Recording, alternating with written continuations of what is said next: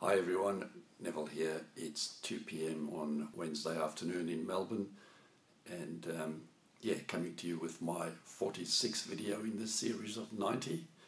Hope you guys are all well and doing really well in your 90-day video challenge, and also on your business generally. Some great videos coming through, some great results coming through. For sales and apps and all that sort of stuff being sold. So well done, guys.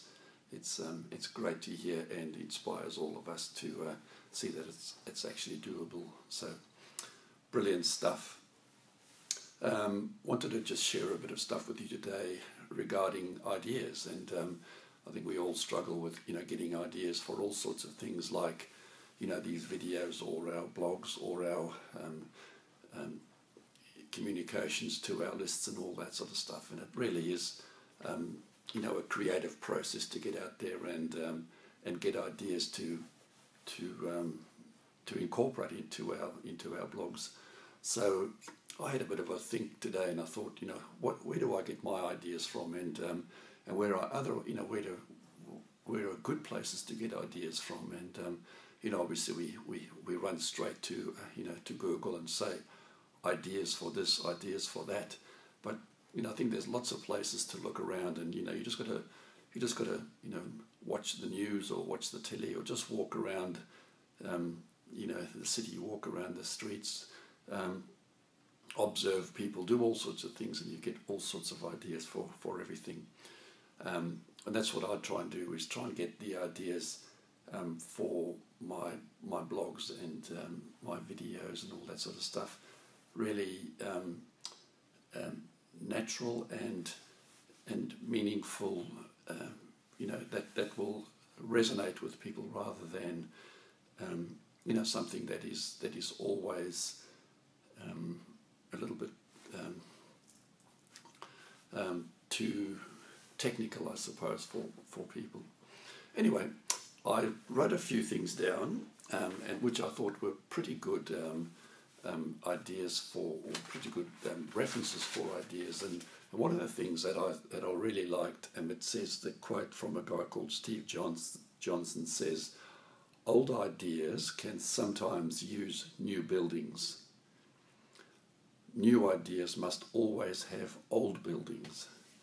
And what I think that means is that if you've got old ideas, sometimes those old ideas need refreshing, and so it's an old idea that needs a new environment, a new building, something fresh to make that idea relevant, and that a new idea needs an old building means that a new idea will always come from something that's a little bit established, or a little bit of thought's been into. So it's not just something that jumps out of the sky. And I've attached a little video, or I will attach a little video to my video, and they talk about I didn't listen to it 100% carefully, but they talk about how long it took somebody to invent the World Wide Web, and and that's just a good example of an idea coming from an old building. He tried and he tried and he tried. Anyway, so that was one thing. So I sort of then thought to myself, where do these ideas come from, and how do you do it? And looking at this other video as well, which you'll see, they talk about hunches, and hunches are little, in my mind, are little thoughts. Like I've got a hunch, I've got a thought to do something like this that'll generate an idea. And the guy again, I think it's Steve Johnson, says ideas come from a series of hunches.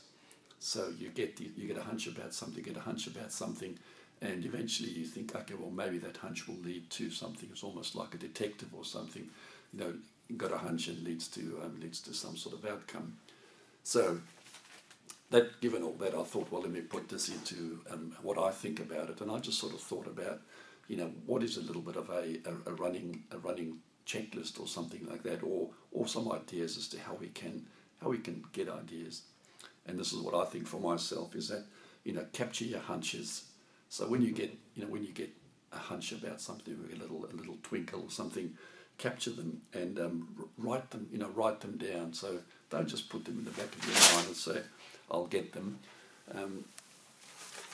It's a matter of, really capturing capturing those hunches, writing them down. Just drop my notes, writing those hunches down, and so you can actually, remember them and put them again. The second thing is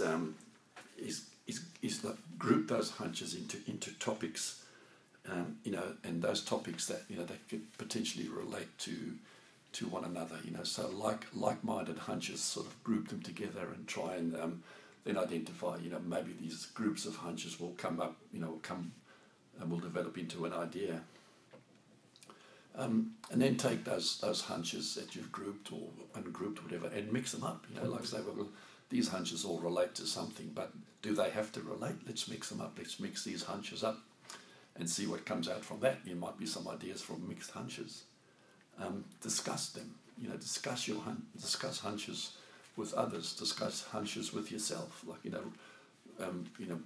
put them in some sort of mind map or brainstorm them on a whiteboard or something like that. But discuss them. I think it's really good about that sort of thing. And research them. So if you've got a hunch, research it, see what else has been done, what else has been said about it, and then group those, and maybe an idea will generate from that. So those are my ideas. I thought, well, maybe that's how we can, group hunches in together. And I think it's been said a lot, and I don't know who to attribute this sort of quote to, but I've asked this quote a little bit, but there aren't any bad ideas. We know that. Everybody says that, and every time you brainstorm, that just brainstorm ideas, and there aren't any bad ideas. Maybe they're not relevant, but they're not bad. So just remember that there aren't any bad ideas. As I said, maybe they're just irrelevant in this particular instance. Anyway, guys, I hope that gives you a little bit of inspiration to to form some sort of process to get ideas generated. I know I've yabbered on for about 7 and a bit minutes, so I'll leave it there, and have a great Wednesday, everybody, and I'll chat to you tomorrow and talk about the next topic. All the best. Bye.